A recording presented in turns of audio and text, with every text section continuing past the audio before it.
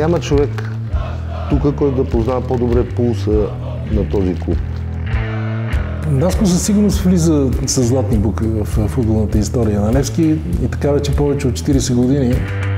Бати Наско е фантастичен герой. При него винаги е имало бури, винаги е имало някакви бури, а всичко е правило само за Левски. Господ си знае работата. Появи се този момент, в който той възкръсна. 15 май е негото възкръсване. Честната истина за Левски ма плени и ма накара да се опитаме заедно да оправим нещата. По-спокоен съм, когато няма други хора, от които да зависи моето бъдеще или бъдещето на Левски, а зависят от Сираков.